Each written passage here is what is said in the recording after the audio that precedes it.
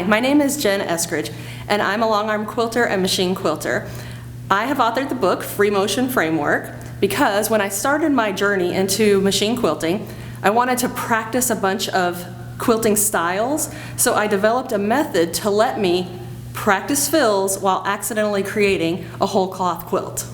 So Free Motion Framework can work for you in a whole bunch of different ways. The book is set up so that any skill level quilter can dive into one of these designs and challenge themselves to practice to get their quilting skills to the next level.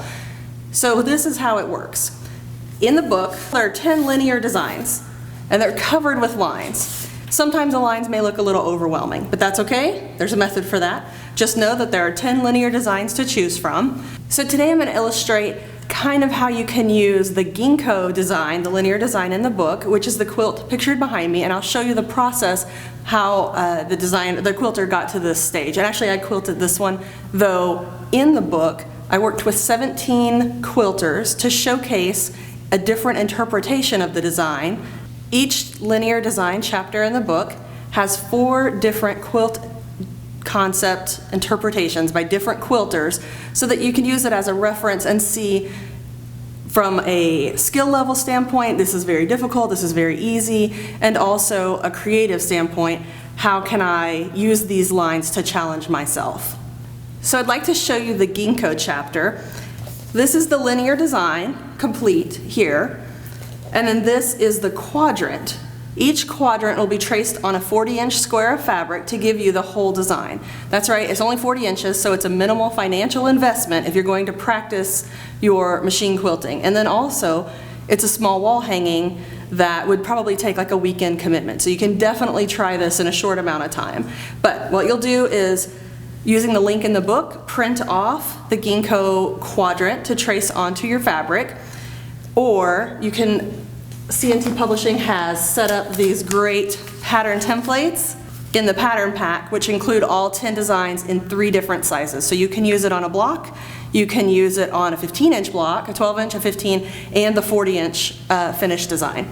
So you'll get your quadrant and you'll trace it onto your fabric.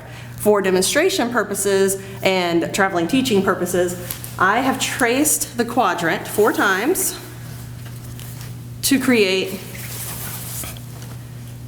this very heavy line, very easy to see. This is actually done in Sharpie. I 100% do not recommend that. You should definitely use a water-soluble marking tool or pencil to create the design. So once you have your design on your fabric, you'll want to isolate shapes. So in the quilt behind me, you can see this blue line, this blue shape. It's like kind of maybe a little petal or a seed. It's actually this shape right here, but there's lines going through it. However, I chose to not quilt them. I said, hey, I would like to practice this bouncing C design and fill in this whole shape. In the book, there are 8 design concepts, or 8 quilting fill concepts to say, I'd like to try meandering, I'd like to try to quilt pebbles, I'd like to try to quilt feathers, and there's all these ideas for how to push yourself in the book. All you need to do is isolate a shape and put that kind of design in there. But what if you get lost? Free Motion Framework also includes goal worksheets to help you not get lost in your quilting design. Each goal worksheet has the linear design in the upper corner, some notes for yourself, some goals that you want to challenge yourself with. I really want to try micro stippling, or I really want to try to make pebbles various sizes, very large and very small. So you can make those notes in the other upper corner, and in the entire bottom half of the sheet, you'll use that to practice your design. Maybe sketch out some things or make notes to yourself. You may also choose to draw directly on the linear design, maybe coloring in certain sections so you know this shape gets this fill. Because the key to really turning out a cool whole cloth quilt is to work symmetrically. You really don't have to plan ahead. As long as you work symmetrically, it will turn out. So you have, your design is, in quadrants, and if you do the shape north, south, east, and west in all of those areas, they all get straight lines. It's going to look cool at the end. And if you happen to be a long arm quilter and it's on the frame, you won't see it all at once. You'll only see it at the end, and when you pull it off, you'll have this, oh my gosh, I can't believe I just made that, because you won't have seen it, and you really don't need to plan it. You just need to work symmetrically. This is a sample project I made up just for demonstration purposes, but I'd like to show you another quick trick. If you have your paper printed, your quadrant that you have traced onto fabric printed, you can take your marker and draw in exactly what you want to put in that space if you really feel like you need the control to see how it's going to turn out in the long run. The other huge advantage is if you've drawn in the space exactly where you'll be quilting later, as you quilt, take a break, go have dinner, come back, sleep, have breakfast, etc., you'll remember what you did. So it's really easy to then isolate your shape. So say I don't want to use this line at all, but I know that in this egg shape I want to put pebbles. So then I can put pebbles through this entire thing and use it as my reference.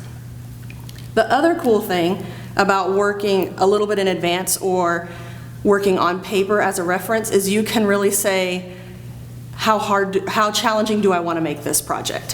So I'd like to show you this same sample. It's I believe it's eight circles and ovals.